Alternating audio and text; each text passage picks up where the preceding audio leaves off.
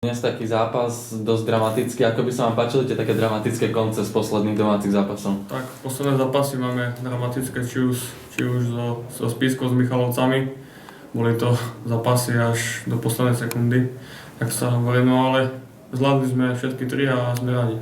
Tie preslovky v posledných stretnutiach vám ako by nešli, čo tomu chýba? Tak, jednoducho, no tak postaviť sa pred bránu a obstreliť toho prvého hráča a dorážať to do bránky. Vedeli ste, že so Skalicou hráte o prvú štvorku, trošku vám to zväzovalo ruky? No tak vedeli sme, že to bude 6-bodový zápas, lebo oni mali rovnako body ako my, no a sme sa dobre pripravili na tento zápas, lebo vedeli sme, že prípadne zakopnutie by nás vynieslo z tej prvej štvorky, no ale sme ho zvládli, sme na 3. mieste a sme radi.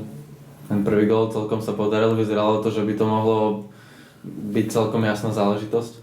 No tak tam super robil chybu, išli strieľať obrancovia, no a Joky s Hopim si to tam nahrali, mne to Oliver posunul dopredu, no a som išiel, vystrelil na lapačku a bol gól.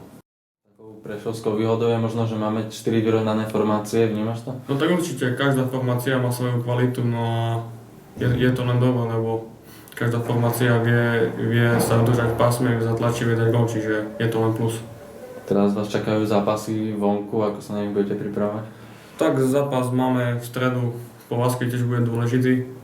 Chceme ho jasne, že vyhrať, udržať si tú tretiu alebo druhú priečku, no a uvidíme, čo bude ďalej. Naposledy vám to s Považskou veľmi nevyšlo doma, budete to chcieť očiniť, pravdepodobne sa už nedá podceniť tohto supera. No tak máme im čo vrácať, lebo doma sme s nimi prehrali 0-3, sme im nedali ešte gól a pôjdeme tam s cieľom vyhrať a robíme všetko preto.